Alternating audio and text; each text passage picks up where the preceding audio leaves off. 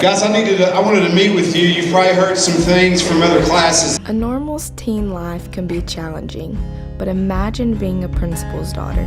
Next to your scheduling, caps. Macy, the 9th grader, she is a to herself. She's not flamboyant. She's not outspoken, and she's got a lot to learn. And with the position I hold, walking these hallways. Every time I see him in the hallway, I try to hide behind someone, because he usually yells out my name, and I get super embarrassed. It's kind of weird because I'm always seeing him around, and all the other students don't have to see their parents 24/7. Micayla is an outspoken young lady, one that will take up for herself.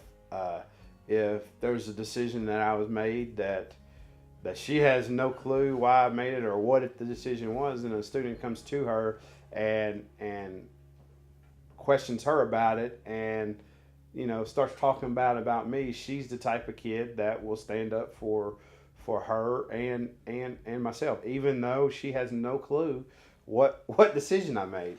Okay, so I'm going to show you this next slide is what we're going to be offering to you next year. I guess she's looked at it a different way through faculty and staff. Nothing against any of my faculty and staff, but she has looked different because she is a principal's child. She's held to a higher standard, and sometimes I have to go to different staff members and say, look, my daughter Micayla, she's just like a normal student. I want you to treat her like a normal student. Conversation with you, because remember, we want this program to be successful. It's just another avenue for our students. You do not even have to sign up for one.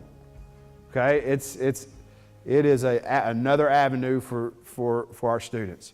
If you get selected to take virtual classes, you still can take VOTEC classes. Okay, that was another question that I had in the last one. Any decision I make, she has no idea. We don't talk about school at home, the issues that I deal with. So she doesn't have a clue on what's going on until everyone else finds out. Now that is the same cutoff scores as your legacy classes. Okay, so it's an in-depth process because we want to try to get the kids that will take these classes to be successful in these classes. And number one, that's your reading and your writings. You've got to be up to par and be ready to pass these courses. In order to be considered, you have to have high-speed internet. You have to have an electronic device. Transportation. My idea of scheduling this right now, and I can't give you a 100% that this is the way it's going to be because I don't know the numbers or anything. I would think about doing it such as double blocking, like her mother usually deals with issues that happens here at the high school. I don't get in. I'm not the person who goes and speaks with her teachers about assignments or anything like that. Her mother does that. So I kind of take a backward step for reasons to just let my wife take care of that. Whenever we have a problem with a teacher, my dad doesn't get involved. It's always my mom going up and meeting them with them. I don't really talk about school with my dad because it's just not normal for us. But we'll talk about how our day went, and then at school, I don't really talk to him. No, she keeps to herself on what goes on at school.